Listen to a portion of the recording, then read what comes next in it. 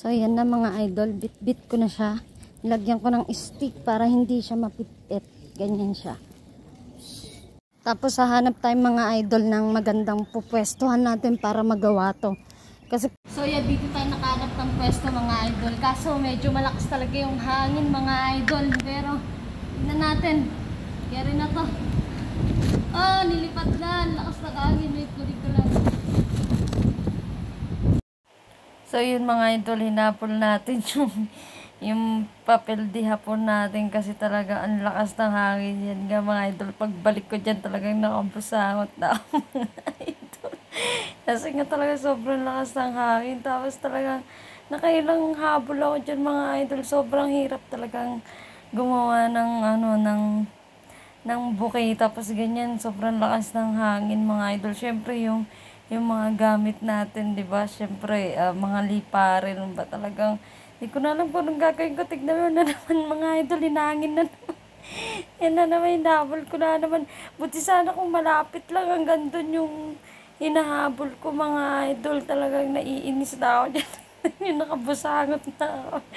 Ang hirap-hirap kasi kung wala si Hani. Kasi sana kung nandyan, meron naghahawak yan na. Naghanap na ako ng maganda-gandang pwesto mga idol. Diyan na ako, sasalampak na lang ako dyan mga idol. At least dyan, hindi siya masyadong open. Kasi nga meron siyang tawag dito, pader mga idol. So, pero yan talagang, ang hirap-hirap talaga gumawa mga idol ng ganyan na wala magandang pwesto kasi nga dito sa bahay is hindi siya pwede kong buo yan. Yan, nagawa ko yan. Kasi nga, okay lang, ganyan kasi pwede ko pa siyang, binalot ko siya ng plastic, diba, pagkalagay ko.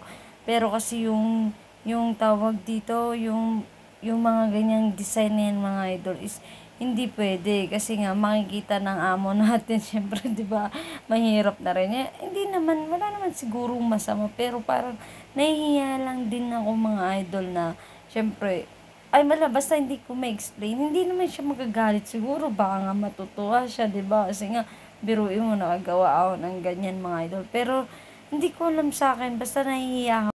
Yun, parang, alam mo yun, parang nakakahiya lang mga idol. Basta, yun na yun, basta hindi ko ma-explain mga idol. So, yan, dinidikit na natin yung kulay pink na papel natin mga idol. Pero, hirap na hirap talaga ako dyan mga idol. Sa totoo lang. Kasi nga sobrang lakas ng hangin. Tapos, diba, syempre walang siyani, walang nagugupit, diba?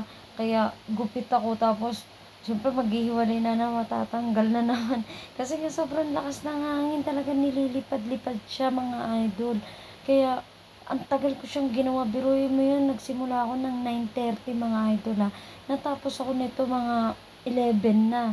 Diba kasi hindi natin sinundo si Hani mga idol kasi nga late na yung labas niya.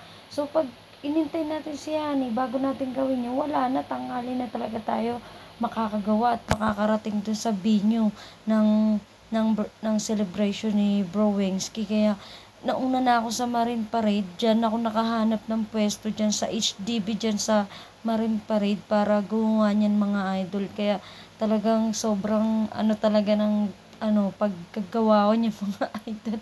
Kasi nga, yun, mag-isa lang tayo. Kasi nga, pero kung nandiyan dyan talaga si Hani mga idol, is siguro mas napabilis yung pagkagawa natin. Kasi nga, pag tinupi ko is mahawakan ni Hani. Tapos didikit na lang yung pandikit natin, di ba? Yung scotch tape, di ba? Pero yan kasi is, ang hirap-hirap mga idol mag-ipit.